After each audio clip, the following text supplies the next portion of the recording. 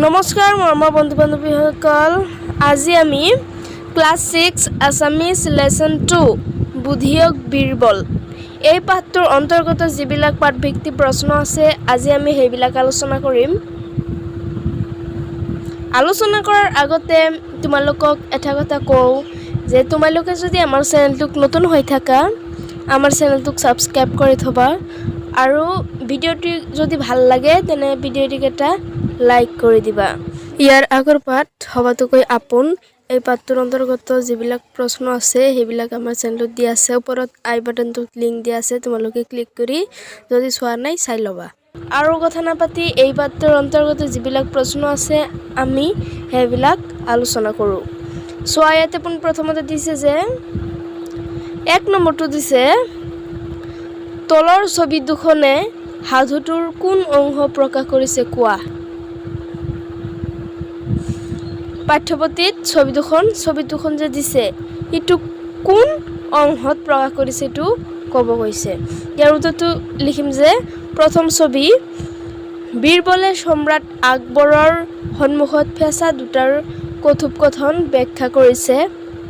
দ্বিতীয় ছবি দুখন অৰণ্যৰ ৰজা ফেঁচা দুটাৰ সিহঁতৰ সন্তানৰ মাজত বিয়া পতাৰ কথা আলোচনা কৰি আছে।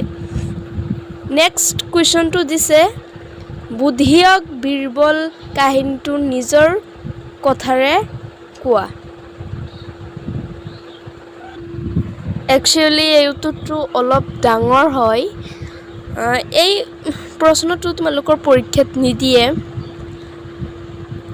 তথাপিও তোমালোকে এই প্ৰশ্নটো জানি থবা, কাৰণ তোমালোকে যদি পাঠটো বুজি পোৱা ন এই প্ৰশ্নটো তোমালোকে বনাই লিখিব পাৰিবা, তোমালোকক আৰু মুখস্থ কৰিব নালাগে। যিহেতু পৰীক্ষাত এই প্ৰশ্নটো নিদিয়েই মানে পৰীক্ষাত নিদিয়েই প্ৰশ্নটো। যেই নহওক তোমালোকে প্ৰশ্নটো ভালদৰে পঢ়ি ল'বা আৰু পাঠটো তোমালোকে ভালদৰে পঢ়িবা দেই।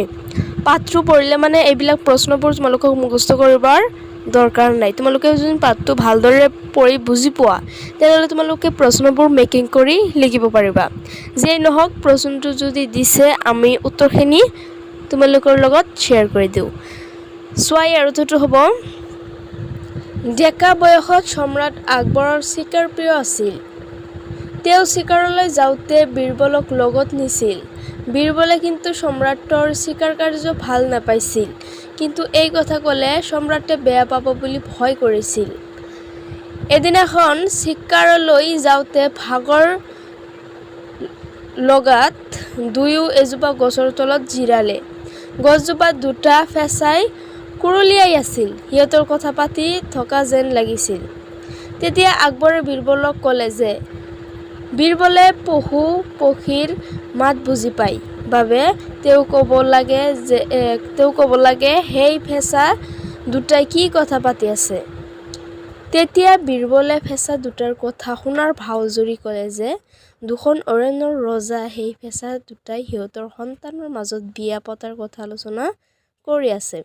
ৰাজকোঁৱৰৰ পিতৃ ফেঁচাটোৱে সুধিছে যে বন্য সমাজৰ নিয়ম অনুসৰি ৰাজকন্যাৰ লগত 40খন পশু পক্ষীহীন অৰণ্য দিব পৰা যাবনে নাযায়। তেতিয়া কন্যাৰ পিতাকে কৈছে যে বৰ্তমানে 25খনমানহে তেনে অৰণ্য দিব পৰা যাব। 40খন পশু পক্ষী নথকা অৰণ্য দিবলৈ হ'লে আৰু 2 মাহমান অপেক্ষা কৰিব লাগিব। তেতিয়া 40খন কিয় 50খনতকৈও অধিক পশু পক্ষীহীন অৰণ্য দিব পৰা যাব। তেতিয়া আকবৰে সুধিলে যে ফেঁচাটোৱে এই কথা কেনেদৰে ইমান দৃঢ়কৈ ক'ব পাৰিছে। তেতিয়া বীৰবলে ক'লে যে ফেঁচাটোৱে অনুমান কৰিছে যে সম্ৰাটে যিটো হাতৰ চিকাৰ কৰি আছে অচিৰেই আৰু 20-30খন শৰীৰ পশু পক্ষী নিশেষ হৈ যাব। বীৰবলে আওপকীয়াকৈ কোৱা কথাখিনিৰ দ্বিঘাত আকবৰে বাৰুকৈয়ে উপলব্ধি কৰিলে। তেওঁ আৰু ভৱিষ্যতে চিকাৰ নকৰাৰ সিদ্ধান্ত ল'লে আৰু ৰাজপ্ৰসাদলৈ উভতি যাবলৈ ওলাল। তাৰপিছত 3 নম্বৰটো দিছে কোৱা আৰু লিখা। ক নম্বৰটো দিছে অৰণ্য চিকাৰ কৰি কোনে ভাল পাইছিল। ইয়াৰ উত্তৰটো হ'ব সম্ৰাট আকবৰে ডেকা বয়সৰ চিকাৰ কৰি ভাল পাইছিল। মানে অৰণ্যত কোনে চিকাৰ কৰি ভাল পাইছিল। এই পাঠটোতে আছিল কোনে চিকাৰ কৰিছিল পাঠটোত আকবৰ নহয় জানো। ইয়াতে উত্তৰটো লিখিবা সম্ৰাট আকবৰে ডেকা কালত চিকাৰ কৰি ভাল পাইছিল। খ নম্বৰটো দিছে ফেঁচা দুটাই কুৰলিয়াই থকা দেখি আকবৰে বীৰবলক কি সুধিছিল। মানে পাঠটোত যে ফেঁচা দুটাই কুৰলিয়াই আছিল আকবৰে বীৰবলক কি সুধিছিল। উত্তৰ ফেঁচা দুটাই কুৰলিয়াই থকা দেখি আকবৰে বীৰবলক সুধিছে যে ফেঁচা দুটাই কি কথা পাতি আছে। বীৰবলে পশু পক্ষীৰ মাত বুজি পোৱা বুলি আকবৰে ভাবিছিল। নেক্সট কুৱেশ্যনটো দিছে গ নম্বৰটো আকবৰৰ প্ৰশ্নৰ উত্তৰত বীৰবলে কি কৈছিল।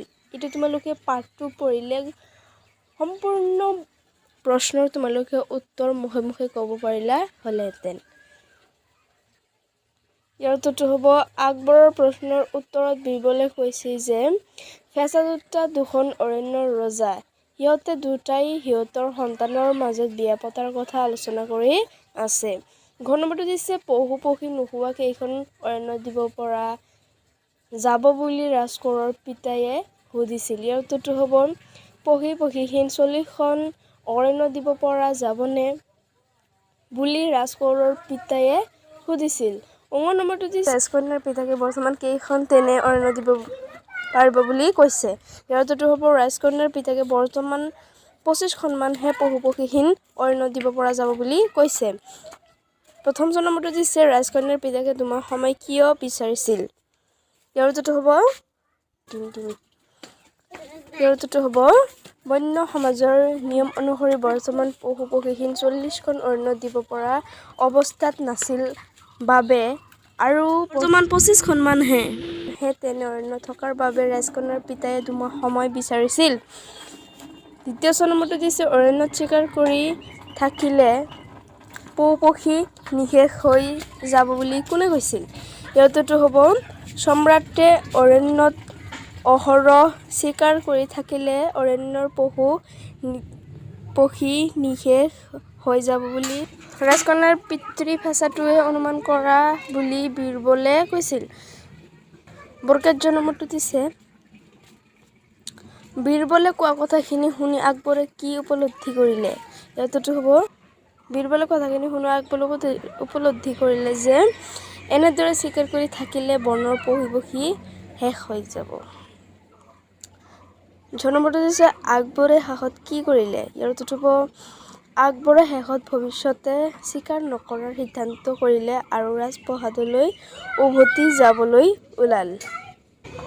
ইয়াৰে আৰু বহুতো প্ৰশ্ন আছে। আমি এটা ভিডিঅ'ৰ জৰিয়তে গোটেইখিনি দিব নোৱাৰিম। তোমালোকে যদি কোনোবাই কিবা জনা থাকে আমাক কমেণ্ট কৰি দিবা আৰু যদি কিবা প্ৰশ্নৰ উত্তৰ লাগে তেন্তে আমাক কমেণ্ট কৰি দিবা। আৰু আজি ইয়াতে সামৰিলোঁ। আমাৰ চেনেলটোক যদি এতিয়ালৈকে ছাবস্ক্ৰাইব কৰা নাই তেন্তে আমাক চেনেলটো ছাবস্ক্ৰাইব কৰি লগতে প্ৰেছ বাটনটো অল বাটনত ক্লিক কৰি থবা আৰু ভিডিঅ'টোক এটা লাইক কৰি দিবা।